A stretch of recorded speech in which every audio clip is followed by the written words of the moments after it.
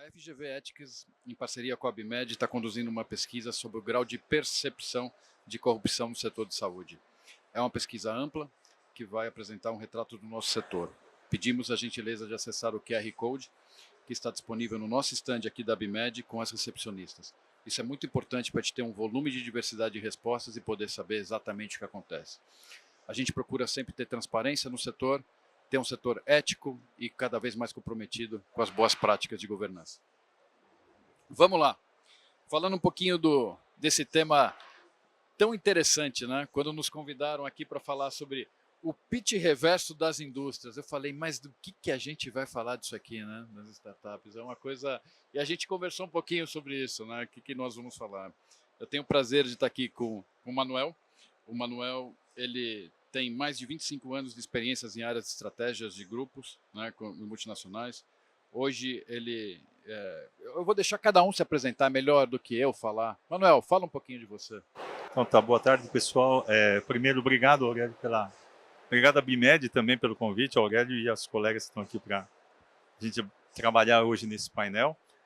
Eu sou Manuel Coelho, eu sou responsável dentro da Siemens pela área de uma divisão de soluções da Siemens, né? Então a gente trabalha todo o portfólio, principalmente de diagnóstico, terapias avançadas e de radioterapia também. Então é um prazer estar aqui, espero que vocês desfrutem dessa interação que a gente vai ter hoje na parte da tarde, tá? Muito obrigado.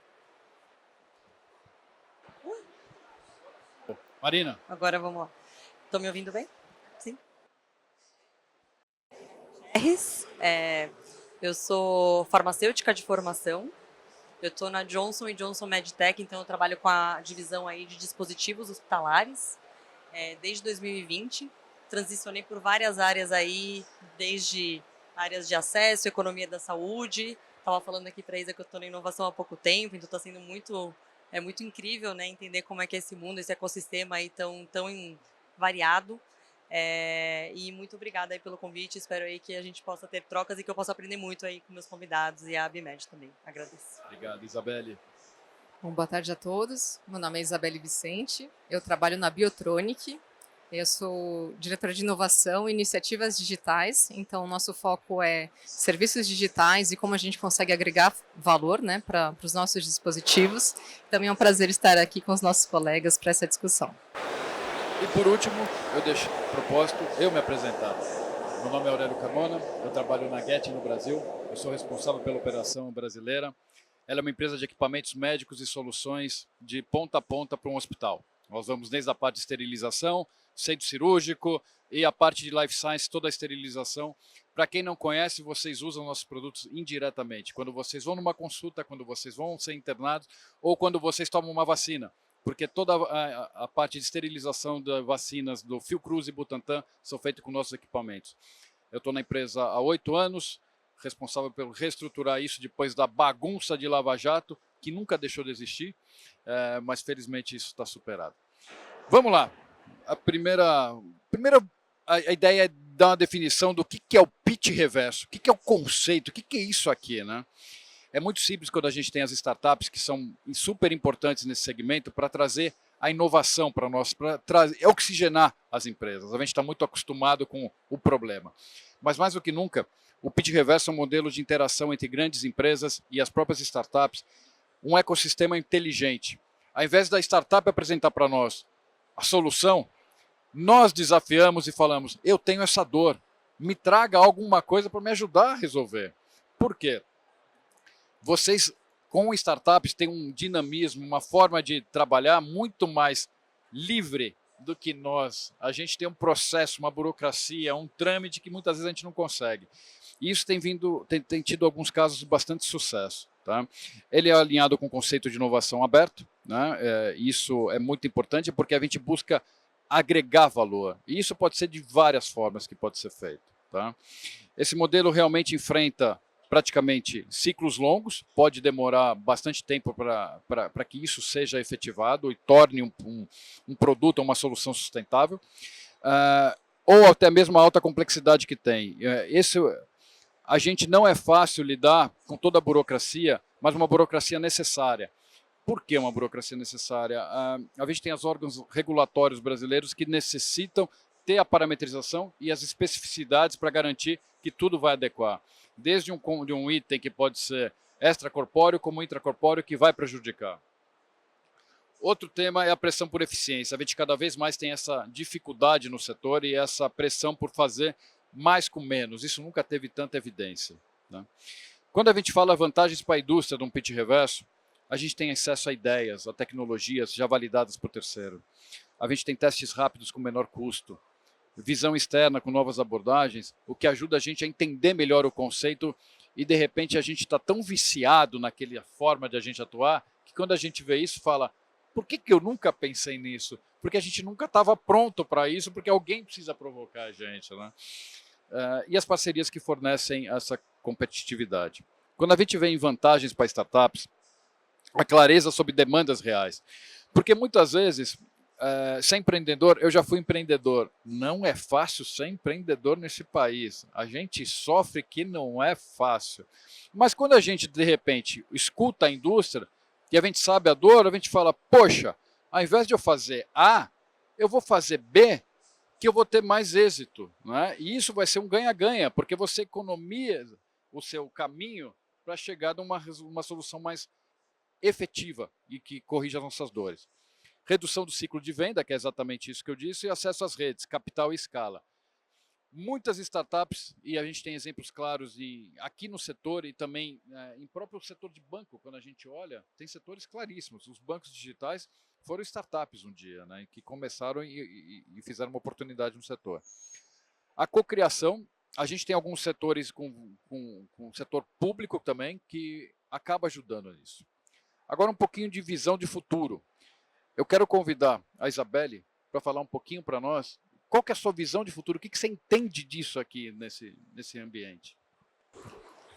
Bom, obrigada, Aurélio. É importante a gente sempre ter, né, que a visão de futuro ela acaba sendo um planejamento de longo prazo, né? A gente sempre pensa, nossa, o que o futuro nos aguarda, nos espera. Então, a gente sempre tem que ter essa consciência do nosso presente, do nosso contexto, mas não negligenciar ou deixar de pensar numa visão não só de longo prazo, mas também visões que muitas vezes elas não estão claras e a gente começa a explorar o que vai ser do nosso negócio no futuro, né? Então, só para falar um pouquinho dessa nossa visão como Biotronic, a gente sempre tem um segundo uma vida, né? Então, a gente quer fazer com que cada segundo a gente consiga salvar, prorrogar ou melhorar a vida das pessoas. Hoje a gente trabalha com essa parte de ritmo cardíaco e eletrofisiologia, e eu acho que esses dois últimos itens, ele fala muito dessa visão de futuro que está conectada com a nossa mentalidade, né? É importante a gente começar a provocar o nosso status quo, aquilo que a gente se acostuma, né? Então a gente faz dessa forma porque sempre foi assim. Nós não mudamos os nossos processos porque há 20, 30 anos nós fazemos assim e funciona e está tudo certo. Então é isso que a gente quer trazer de uma forma desses valores, né? O desafio do status quo é sempre a gente revisitar processos, padrões, pensamentos que muitas vezes a gente acredita que já está estabelecido. E muitas vezes não, são nesses locais que a gente consegue fazer uma inovação, uma disrupção e trazer melhor e mais fluidez para todos, né? E eu acho que outro ponto muito importante é uma intenção estratégica. Aí a gente para pensar, nossa, o que é isso, né? Uma intenção estratégica. É justamente a gente começar a pensar na vantagem competitiva sustentável, né? E o que é isso? É quando a gente colabora. Então, conectando ao nosso tema do pitch reverso, a gente está falando de coexistência, colaboração e ecossistema. Então, cada vez mais, nós entendemos que a nossa indústria, né, como um todo, a gente busca conectar essas duas pontas, a visão estratégica, a visão de futuro e a intenção estratégica, que justamente vai fazer com que essa inovação ela seja competitiva. Mas, tá bom, a gente vai pensar no futuro, a gente vai ter uma visão de longo prazo. A gente acabou, uma palestra que antecedeu aqui a nossa, né, falando dessa conexão de pensar como é que a gente vai deixar para as próximas gerações o nosso planeta e o nosso clima. E como é que a gente vai deixar o acesso à saúde, como é que a gente vai deixar essa questão da tecnologia em saúde, né?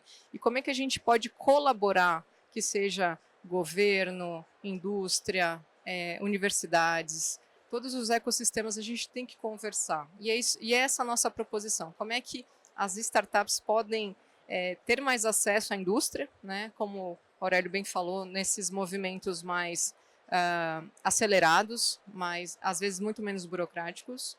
E faz sentido, né? Porque eles estão nessa experimentação, estão nesse movimento. E como é que a gente consegue também apoiá-los, que seja numa inovação aberta, seja em outras formas que a gente consegue. Aqui eu acho que está um pouco do que a visão, né, que a gente tem com relação à inovação. Como é que a gente pode pensar além do produto físico, né? Na indústria de telefonia existe muito o SVA, né, que são os serviços de valor agregado. Como é que a gente pode transformar isso para a saúde? Transformar isso para os dispositivos médicos? Qual o tipo de serviço? A gente sempre fala, já virou commodity, temos commodity, tudo é commodity, né, gente? Mas e aí, como é que eu penso além do meu produto? Eu quero sim que meu produto tenha excelência, que ele garanta o máximo de qualidade para o ecossistema, para o paciente, para os profissionais de saúde. Mas tá bom, isso eu tenho que fazer muito bem feito. Mas o que eu posso fazer além? O que eu posso trazer de monitoramento? O que eu posso trazer de integração de dados? E o que eu posso focar em prevenção e não só tratamento, né? Então a gente entende que essa parte das nossas dores, né, que a gente costuma falar, a gente tem que pensar o que eu agrego de valor além do produto. Eu acho que, para mim, na minha visão, isso é uma grande virada de chave que a gente precisa começar a discutir cada vez mais. Muito obrigada. Obrigado, Isabelle. Agora a gente vai ter alguns casos práticos para ilustrar qual que é essa interação que a gente tem entre os negócios e as startups. Nós trouxemos aqui 2 casos antes de fazer algumas perguntas e ter um pouco mais de interação com vocês. Manuel, contigo. Bom, pessoal, só avançar aqui. Pronto, né? Eu acho que o Aurélio definiu super bem, eu acho que a Isa também acabou complementando, né? A importância desse momento para nós, que é ter a possibilidade de contar para vocês um pouco daquilo que a gente, como corporação, está enxergando e ajudar, de repente, a nortear quem está numa startup ou mesmo quem está trabalhando com inovação, de alguma forma, como é que a gente consegue trabalhar em conjuntos, né? Eu vou passar rapidamente olhando sob a perspectiva da Siemens, né, quais são as 3 principais áreas foco que a gente tem. Então, e aqui sempre a gente corre um pouco do risco, né, de que todo mundo fala que a estratégia hoje em si já virou uma commodity, no fundo o que muda é a forma como você executa isso, né? Então, todo mundo fala hoje, né, de cuidado personalizado, e aqui são algumas estatísticas que acabam até tocando forte na gente, né, que a cada segundo no mundo alguém morre ou de doença cardiovascular ou de câncer, né? Isso por si só já nos assusta bastante, né? Então, como é que eu consigo, de repente, de alguma forma, prover alguma tecnologia ou prover uma condição melhor para aquela pessoa, para que eu consiga, através de uma análise mais personalizada do caso, eu possa atuar de uma maneira muito mais efetiva. Então, eu trago aqui, pessoal, um exemplo que todo mundo fala muito do câncer, mas o que assusta no câncer, na verdade, principalmente aqui eu trago para ilustrar, né, o caso do câncer do pulmão, o que assusta é o seguinte, pessoal, por que da importância que as empresas estão dando globalmente na história da medicina mais personalizada, mais específica? Porque se eu detecto um câncer de pulmão no estadiamento 1, a pessoa tem 9 anos de sobrevida. Se for no 4, são 9 meses. Isso por si só já é bastante assustador, ou seja, isso aí mostra, na verdade ele ilustra, acho que de uma maneira bastante contundente até, né, o quanto a gente tem que estar atento ao indivíduo. A gente, por mais que a gente fale de gestão de saúde populacional, eu tenho que estar atento à especificidade daquele indivíduo, né? Então, algumas formas que a gente tem, né, é como é que eu posso trabalhar com o diagnóstico cada vez mais preciso, onde há diagnóstico cada vez mais focado na condição específica daquele cidadão, daquela pessoa. Então, hashtag fica a dica, e a gente vai falar isso a cada um dos grupos que a gente vai estar abordando, é isso. O que vocês têm de solução que possa facilitar o mundo corporativo a enxergar como que eu consigo olhar a condição clínica daquele indivíduo, tá? Pensando no segundo bloco, é como é que eu consigo melhorar e atingir a excelência operacional. e saindo aqui um pouco do jargão, sabe, Aurélio? Ah, porque todo mundo busca excelência, mas tem um tema super importante, que quanto mais você aumenta o número de intervenções ou o número de diagnósticos, a gente não pode esquecer que tem uma força de trabalho responsável por isso tudo acontecer. Então, quando eu estou falando de eficiência operacional, eu estou indo além de simplesmente produzir cada vez mais e melhor. Eu tenho que estar atento à condição clínica dessa pessoa que está aqui, por exemplo, o quão cansada ela não está, que a jornada dela agora está muito mais longa, porque a gente tem muito mais acesso à saúde, e até é estranho, né? Esse maior acesso à saúde vai desgastar mais as pessoas que estão envolvidas na cadeia. Então, esse aqui é um ponto importante. Como é que a gente pode, de alguma forma, buscar soluções que estejam conectadas a essa demanda? Então, a partir do momento que eu possa permitir que as pessoas, os agentes de saúde, foquem no que realmente é importante. Então, a inteligência artificial que consegue tirar de uma pilha de laudos aqueles casos em que eu não tenho nada, isso é uma forma que eu tenho de apoiar vamos dizer, o tema de excelência o aumento da eficiência, tá? Então aqui são só alguns exemplos. E aí o terceiro, como é que eu consigo transformar o sistema de saúde? Então a Siemens, ela globalmente, ela tem esses 3 focos. Como é que eu trato de uma maneira mais precisa a medicina? Como é que eu busco a excelência, a eficiência do sistema? Mas, sobretudo, e aí, Isa, vou pegar um gancho na fala que você disse, né?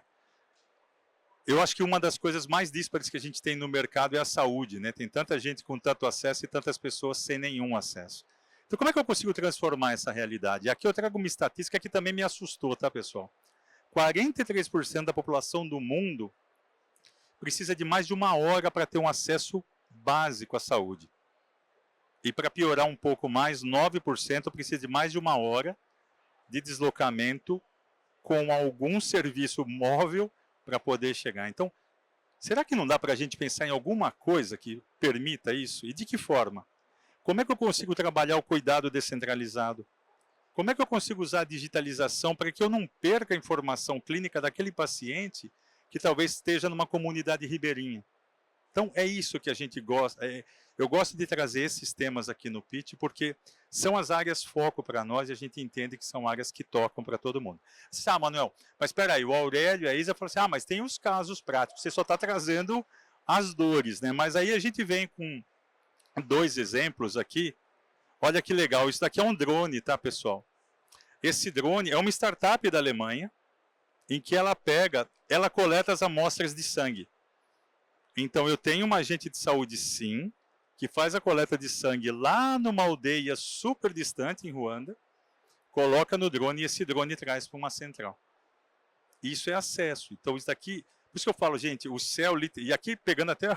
Aproveitando que é um drone, né? E assim, o céu é o limite, gente. Acho que mais cabeças pensando para ajudar a resolver os problemas que a gente acabou de ilustrar, acho que são fundamentais. E o último exemplo que eu queria dar, isso aqui é em Portugal, na região de Évora, lá em Portugal, e aqui não é pelo Manuel Coelho não, tá, pessoal, é porque é em Portugal mesmo, tem uma população mais idosa bastante importante, e aí a gente sabe, né, o aumento da prevalência de doenças crônicas e os temas coronarianos, e essas pessoas naturalmente elas têm uma dificuldade maior de deslocamento. Por que eu não posso fazer o monitoramento remoto das condições clínicas desse paciente que acabou de fazer uma ponte de safena ou alguma intervenção?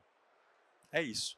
Como é que eu consigo, independente da situação que ele está, eu consigo acompanhá-lo para de alguma forma ser mais proativo e evitar que o quadro dele se complique. Tá bom?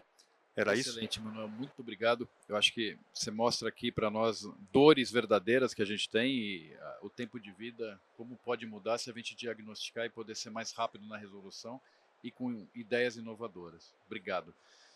Marina, a nossa querida Johnson, eu nunca vou esquecer quando eu era criança, eu passava em São José dos Campos, eu via aquela Johnson e falava, olha, essa empresa é o futuro. É verdade. Ainda vou trabalhar lá, a gente falava isso. Não fui. Tem tempo.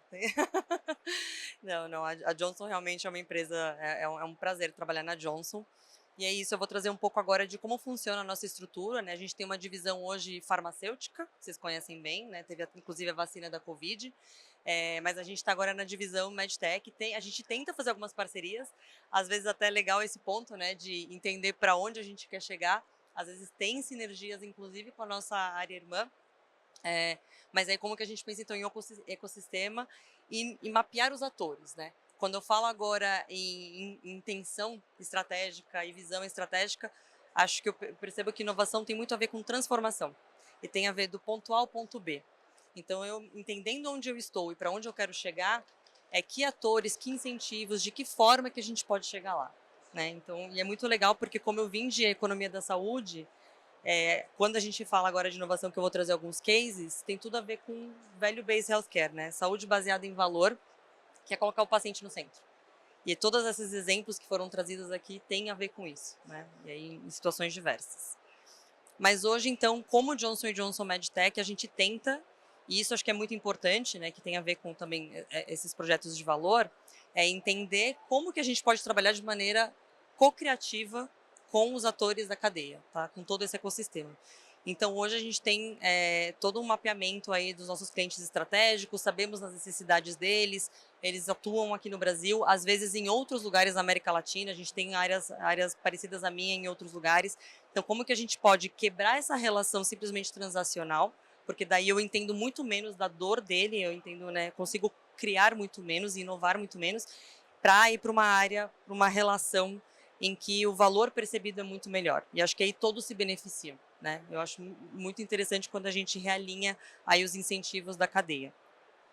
Quando eu penso nesse escritório de transformação e inovação da qual eu faço parte, hoje a gente tem 3 grandes áreas que a gente geralmente trabalha aí com os nossos hospitais. E aí como que a gente trabalha com startup? A gente tenta ver, dentro desses pilares, como que a startup pode nos ajudar, nos auxiliar. Então, tem momentos que a gente vai trabalhar de forma direta com o hospital, porque a gente pode ter equipes internas que têm esse know-how, e tem momentos que não. A gente sabe que a startup vai nos dar escala, vai nos dar digitalização, vai nos dar conexão, ou até alguma capability, né, alguma capacidade que a gente não tenha internamente. Então, hoje a gente tem esse pilar de eficiência e logística hospitalar. A gente tem até equipe aqui que trabalha com isso, então desde rota verde, então, por exemplo, fazer entrega de produtos pensando em sustentabilidade com carros híbridos, fazendo integração de logística e de toda a parte de inventário, para daí eu não precisar ter um excesso de inventário no cliente, então pensando aí em otimização, tá, de todo o processo aí de entrega. As linhas de cuidado, que eu vou dar alguns exemplos aqui, centros de excelência, mas aí que são projetos que a gente trabalha muito melhorando essa navegação do paciente, tá? Nos hospitais, tanto pensando em diagnóstico, porque a gente tem algumas, né, áreas terapêuticas, doenças que a gente sabe que isso é uma necessidade, quanto garantir aí que ele tenha os melhores desfechos nos custos mais otimizados, porque isso garante que a gente consiga ganhar um volume maior e o melhor atendimento possível para o paciente, né, olhando em desfecho.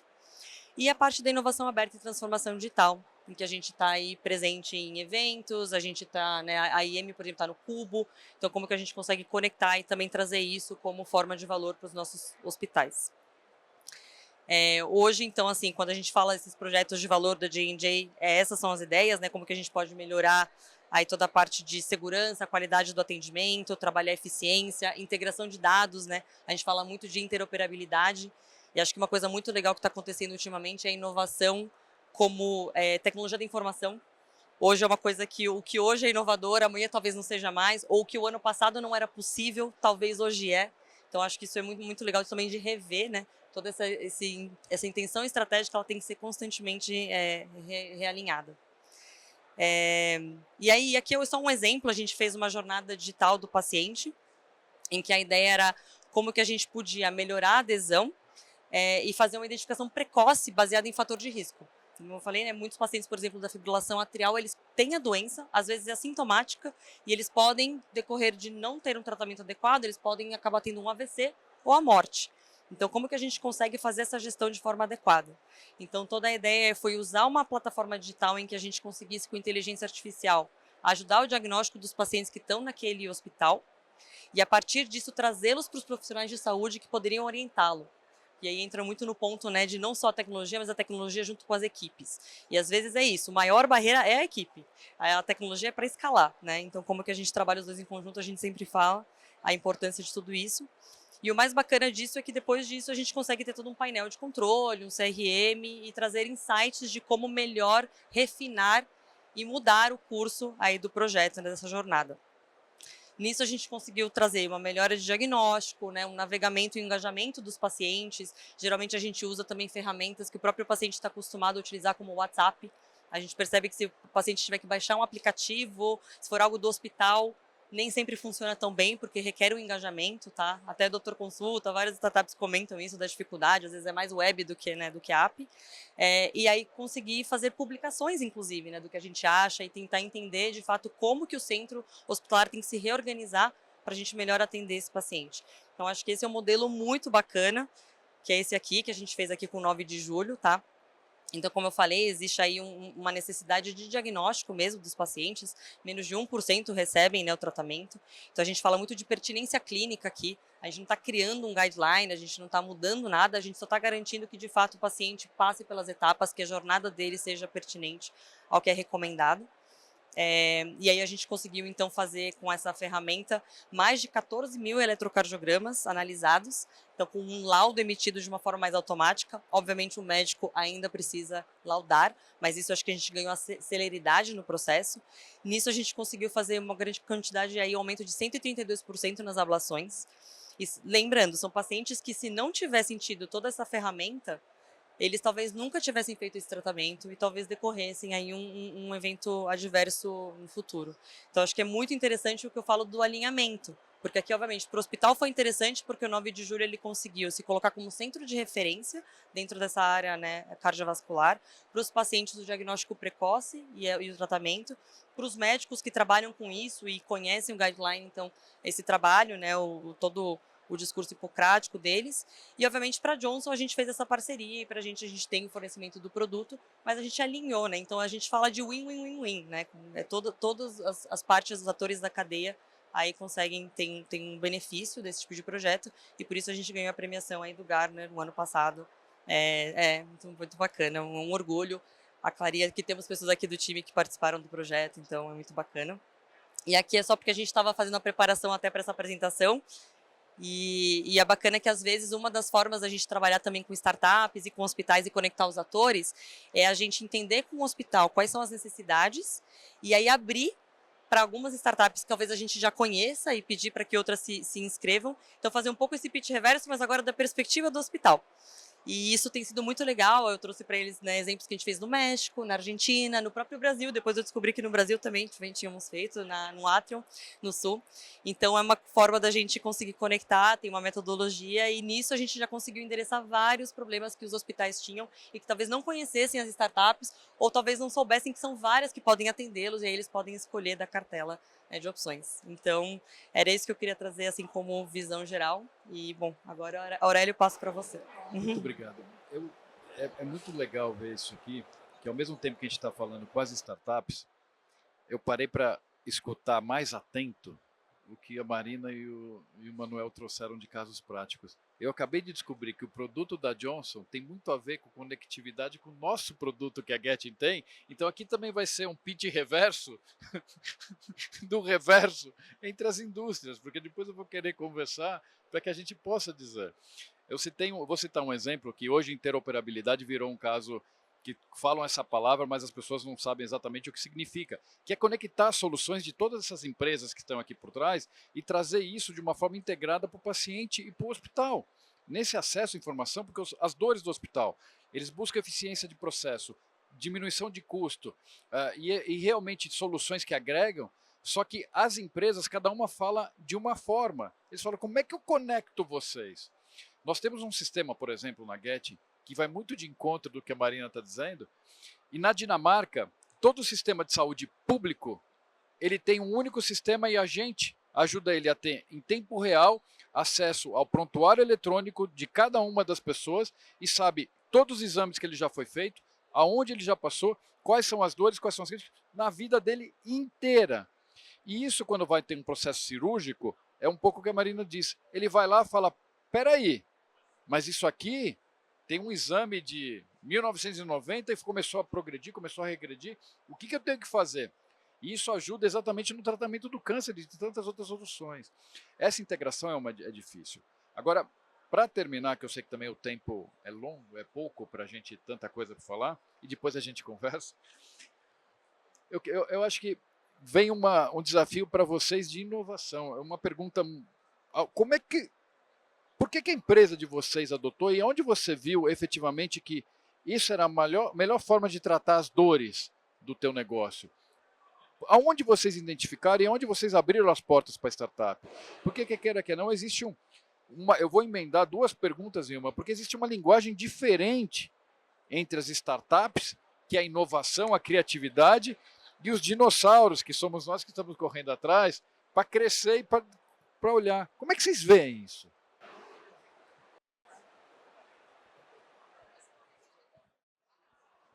Alô, alô? Agora me escutam, né? Olha, é uma pergunta assim que a gente também demora para conseguir responder, né? No sentido de que cada vez mais quando nós vimos o objetivo final, que é o paciente ter a necessidade dele atendida e de uma forma mais rápida, mais eficiente, a gente também começa a buscar esse olhar para o público, né? Para as startups, para as empresas. E principalmente não só no próprio segmento. Eu acho que uma sacada que a gente, ao longo dos anos, começou a aprender é justamente quais outros segmentos estão inovando e que essa lógica de inovação ela pode ter uma aplicabilidade dentro do nosso setor. Né? Porque muitas vezes a gente fica olhando para o lado, olha para o outro, se vê um reflexo ali no espelho, e você peraí, se eu adotasse essa estratégia que acontece no varejo, esse fluxo de atendimento ao cliente, se eu adotasse em saúde, como é que seria? Né? Se eu adotasse essa mesma lógica na minha realidade, no meu fluxo de workflow, de atendimento, como é que isso se transformaria? Então, eu acho que, na minha visão, nós termos esse compartilhamento de experiências e essa adaptação, porque, no fundo, as dores elas são semelhantes. Às vezes, a profundidade, a urgência, o tratamento ou o custo, ele vai variar, com certeza. Mas, se a gente conseguir ter esse olhar, né, de adaptação, de coexistência e de um cross-indústria, né, ou cross áreas, assim, eu acho que a gente consegue ter resultados até que você se surpreende depois. E sempre realmente, eu acho que ter esse objetivo, não só no paciente, né, mas todo esse fluxo de trabalho, porque é uma vontade genuína mesmo, né? A gente tem essa paixão mesmo. Eu acho que quem trabalha com saúde tem que ter muita paixão, porque é difícil. A gente lida com a dor do outro e isso, em longo prazo, acaba sendo difícil. Então, quem está em saúde tem essa paixão, tem esse propósito que é maior. Então, na minha visão, é a gente realmente adaptar o que for preciso para que a gente consiga ter essa conversa e essa solução do problema na ponta final. E eu vejo, é um bom ponto, né? Às vezes até o benchmark a gente tem que fazer em outras áreas, outros países, porque quando a gente olha até dentro do Brasil, nós somos uma população muito digitalizada. Os bancos, né, que foram um exemplo aí de startups, vários outros mercados, a gente está muito à frente até de outros países que têm uma certa resistência. Então é muito interessante, se isso já está se aplicando a outros mercados, por que não pensar em fazer isso mais para a saúde? Então acho que também vem um pouco dessa linha, vem da linha de como a gente consegue, então, endereçar essas necessidades não atendidas aí do mercado. Hoje as startups, como vocês colocaram, elas têm, né, elas conseguem às vezes ser muito mais rápidas, tanto que tem empresas que elas separam por completo as áreas de inovação, até para dar celeridade dessas parcerias. Porque é o que você falou hoje, para a sustentabilidade da startup. Eles também precisam fazer um volume maior para que eles consigam se sustentar no mercado. E talvez se eles fazem só com a Johnson, talvez não daria certo. Então hoje, assim, outra coisa que é importante é a gente ser conector com os hospitais. Então tem startup que faz direto com o hospital, e eu acho perfeito. Às vezes, quando a gente fizer sentido, a gente vai como parceiro. Mas eu vejo dessa forma, então é um grande diferenciador e é uma grande forma da gente conseguir mudar esse mercado até para onde ele provavelmente já irá. Mas a gente está um pouco à frente da curva dessa tendência e talvez até definir essa tendência como área, né? Então a importância da gente conversar com certeza. Eu vou emendar uma outra pergunta para você, depois do que ela disse. Para onde a gente vai daqui 5 anos? É a pergunta de 5 milhões de dólares, Só né? Não é, então. É porque são 5 anos, é $1 milhão por ano. Não, eu só queria fazer um link, né, com que a Isa comentou e a Marina também. Eu acho que a indústria, globalmente falando, está tomando um pouco mais de uma lição de humildade, a gente pode dizer assim, de que não é só um headquarter distante que tem todas as soluções. Eu acho que a partir do momento que você olha para o mercado e o mercado consegue oferecer algumas coisas, isso daí para mim é uma leitura muito positiva, ou seja, existe muita inteligência no entorno e as empresas as mais inovadoras são aquelas que têm a capacidade de aceitar que não sou eu o detentor de toda a verdade do mundo, sabe? E conseguir incorporar isso. Então vai muito no que você está falando também, né, Maria? Eu tenho ali, de repente, uma startup que ela é muito mais ágil e ela pode oferecer uma solução que talvez eu, dentro da Siemens, demoraria 2 anos para desenvolver. Só que 2 anos, porque quando a gente está falando de doença ou de saúde, pode ser tempo demais. Então eu acho que tem essa conexão. Para onde a gente vai? Eu acho que, assim, existe, Aurélio, existe uma inteligência nata em todo e qualquer lugar. Então, eu acho que em 5 anos, pelo menos na minha perspectiva, a gente vai ser cada vez mais... os mais bem-sucedidos vão ser aqueles que conseguirem conectar mais fortemente, mais rapidamente com quem está no entorno. Então não é mais aquela única empresa, grande desenvolvedora, mas sim uma série de empresas orbitando essa empresa maior, que sem dúvida nenhuma, pegando o link do que você falou, as grandes empresas elas têm um acesso ao mercado que a startup provavelmente não tem. Só que eu não consigo ir para o mercado oferecendo soluções que somente eu estou desenvolvendo. Então, daqui 5 anos, olha, acho que se a gente tiver num bate-papo desse, a gente vai ter muito mais startup conectada e muito mais soluções não nativas Siemens, mas sim de todo o ecossistema. É isso que eu vejo. Eu vou citar um outro exemplo. Quando a gente olha gigantes como Kodak, como gigantes como Xerox, por que elas tiveram que se reinventar de forma tardia? Porque elas ignoraram a solução, a startup que inovou e não acompanhou. Por que a gente vê uma Nokia que dominava a telefonia celular, que teve que se reinventar, porque chegou um iPhone e falou, o que é isso aqui? Touch. Né? Tinha um BlackBerry. Você não é da época de muitos de vocês, mas a gente passou por isso aqui. A gente passou no... A gente só viu o vídeo do BlackBerry, né? A gente viu algumas coisas, foto 3x4. Mas isso é outra coisa de acesso à informação. Hoje tem ChatGPT, que a gente tem na empresa um desenvolvimento, e eu ofereço para todos os colaboradores uma plataforma de treinamento que eu também tenho usado. Porque eu aprendi a pesquisar e eu fazia mapa geográfico em papel vegetal. Você também fazia, Fernando? Eu e o Manuel, a gente usava a Barça e o Conhecer para estudar aqui no São Paulo. Hoje não. Eu acho que esse acesso e essa velocidade torna com que a gente também faça isso de uma forma mais rápida e mais positiva. Né? A Isa mencionou muito bem a visão de futuro que a gente tem. E aí eu vou para ela uma última pergunta para começar contigo. Que conselho você daria para as startups estar melhor preparada e responder o que a gente demanda? O que elas precisam fazer? O que elas não fazem? Porque o que a gente faz, a gente está tendo que correr atrás. Olha, eu acho que é ter essa... Primeiro, assim, eu acho que tem que ter uma abertura para inovar. Então, eu acho que não tem que se impor muitos limites, né? Tem muitas regras para a startup no sentido de inovação, eu acho que pode perder a essência da disrupção, a essência do teste, do erro, né? Porque é isso, para a gente acertar, a gente vai ter que errar muito, né? E acho que a startup, ela consegue errar em um ambiente mais controlado e ajustar, corrigir mais rápido para depois conseguir o acerto que vai nos conectar. Mas eu vejo que é também ter um olhar para a execução, né? Porque as ideias estão por aí, muitas ideias, um mundo cheio de informação, estamos todos sobrecarregados de informação, mas é execução, né? Eu acho que é o foco numa execução bem feita e, às vezes, fazer algo simples, bem feito, né? Parece que fica até clichê falar isso, mas nesses anos assim, de trabalho, a gente percebe que quanto mais bem feito você fizer algo que muitas vezes pareça simples, naquele contexto ele vai acelerar muito a inovação e vai te dar abertura para a cultura, né? Porque também a nossa cultura ela precisa ser transformada no sentido de você aceitar a inovação, né? Então, a transformação da cultura, ela vem junto com a execução. Então, a startup, muitas vezes, ela vai lidar com uma outra empresa que tem uma outra cultura e ela vai precisar também se adaptar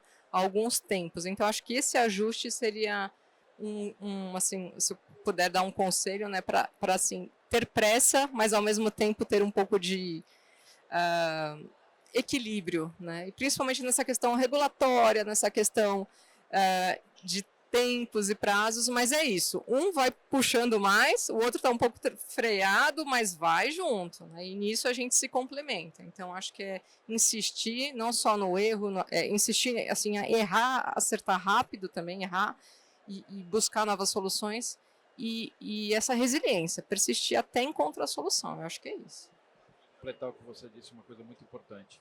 A gente não pode ter medo de errar. A gente na empresa não tem medo de errar. Só que a gente tem que ter mais velocidade para consertar o que a gente erra do que os outros pegam.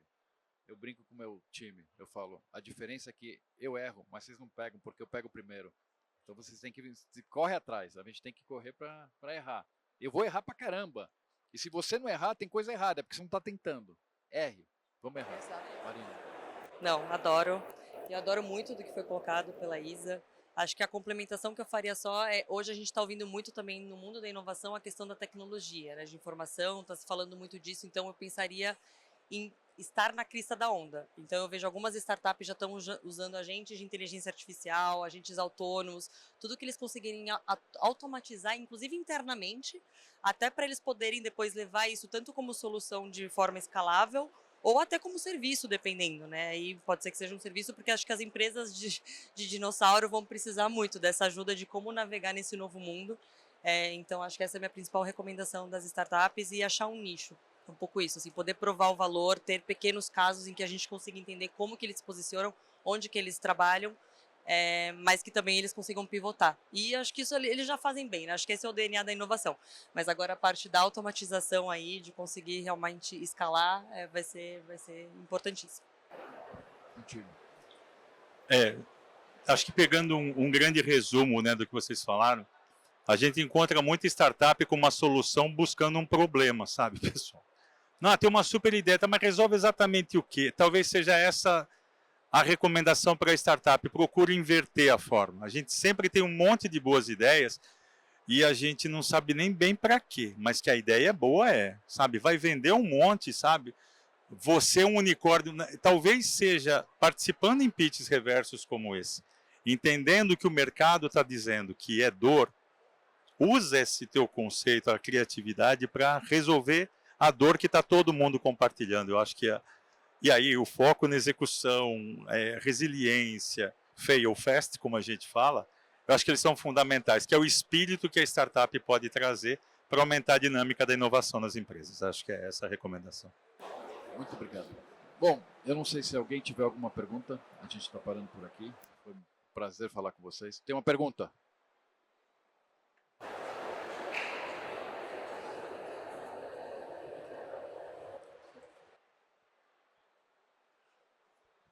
Todos me ouvindo?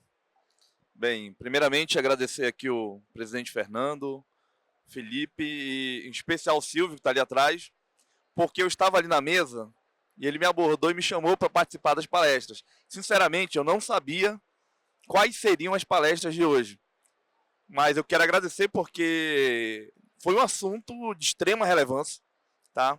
Vou me apresentar, sou Carlos, atuei alguns anos no Ministério da Saúde. Um pouco de tudo que vocês falaram, eu tive a oportunidade de conviver do lado de lá, dando a oportunidade para startups levarem para dentro do Ministério e ver o quanto aquilo poderia impactar a vida das pessoas. Porque uma coisa é impactar no âmbito privado, outra é no âmbito público. O impacto é gigantesco. A partir do momento que uma nova tecnologia que vem de uma startup ela é incorporada no SUS, ela impacta muito rápido muita gente. Porém, existe um grande desafio que eu queria colocar para vocês também, e eu acredito que a BIMED pode liderar isso daqui, que é a criação desse ecossistema referente à legislação. Eu anotei tanta coisa aqui, né? Um ecossistema favorável a incorporar essas novas tecnologias que são oriundas das startups, porque é muito difícil. Enquanto eu estava no Ministério da Saúde, tive a oportunidade de liderar várias ações de saúde em áreas remotas e de difícil acesso, em especial em terra indígena, e dei a oportunidade para várias startups levarem novas tecnologias, que o impacto foi tão grande que eu vou trazer um dado para vocês. Quanto custa para fazer, muitas vezes, um exame simples de sangue que atualmente, né, que em tabela custa na casa de 30, 40 reais, lá na área indígena chega a custar 10 mil reais. Porque o custo logístico é tão elevado que, quando a gente vai colocar na ponta do lápis todo aquele processo, a gente está falando de algo de 4 a 10 mil reais. É um absurdo. Aí você pega uma startup que tem uma tecnologia que é extremamente salutar, coloca nessa área e vai recalcular tudo. E você chega a um valor de 350 reais. Olha só, um fluxo, o recurso sendo utilizado de forma correta, adequada. Se eu pego esse recurso, está sendo mal utilizado, invisto em criar esse ecossistema, em startups, para poder criar novas tecnologias, gente, a gente consegue impactar a saúde nesse país de uma forma incrível. Né? Hoje temos muitos desassistidos em áreas remotas, continua. Recentemente saiu a nova demografia médica do Brasil, que mostra o vazio assistencial gigantesco nesse país. Mas o pós-pandemia, a pandemia e o pós-pandemia permitiu essa transformação digital que vocês tanto falaram desde o começo. Oportunizou. E nós temos que aproveitar ainda essa onda para criar o ecossistema favorável para incorporar essas tecnologias e assim conseguirmos aquilo que também foi dito, que é impactar as pessoas. Eu acho que é bem isso. Eu acho que a Abimed pode liderar esse movimento. Eu tive a oportunidade, enquanto no Ministério, de fazer 2 cursos, treinamento interno, inclusive, de incorporação de novas tecnologias de saúde no SUS e avaliação de tecnologia em saúde no SUS. E a gente percebe a burocracia é muito grande. Uma das startups que nós levamos nesse período, eu estou falando de 4 anos atrás, até hoje não conseguiu incorporar essa tecnologia. Precisamos discutir com a Conitec, desburocratizar esse processo e dar oportunidade para que essas startups realmente consigam aquele que é o fim, que é trazer um social e impactar as pessoas. É isso, muito obrigado.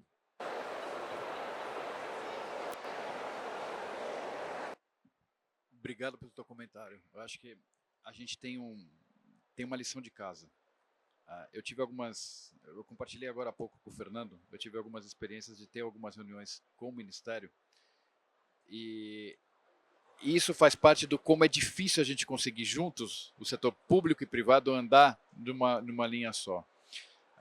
Ao mesmo tempo que o acesso remoto, a gente tem que falar aqui com o nosso caso da Siemens e usar esse drone que vai cair que nem uma luva, porque a gente precisa disso.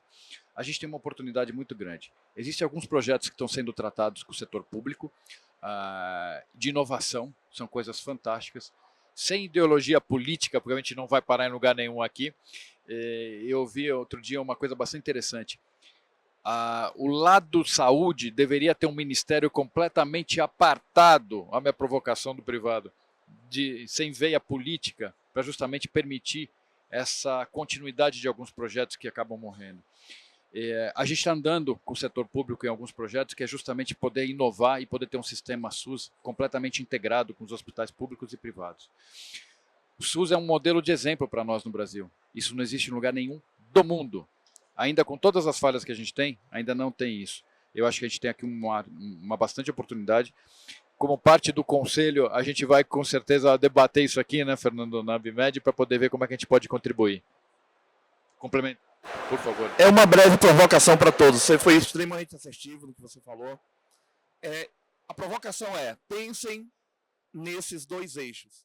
Política de Estado versus política de governo. Política de governo mata. Política de Estado traz vida. E é isso que você está falando. Temos que entender como política de Estado, continuidade dos projetos que são extremamente importantes para, mais uma vez, eu vou repetir a palavra, impactar as pessoas. Então, política de Estado versus política de governo. Vale a pena vocês pararem para pensar um pouco sobre o assunto. Muito obrigado. Alguém, mais alguma pergunta? Não poderia ter terminado melhor. Obrigado pela sua participação. Vamos conversar porque acho que tem alguma coisa. Isa, Marina, Manuel, vocês querem terminar com algum comentário, por favor?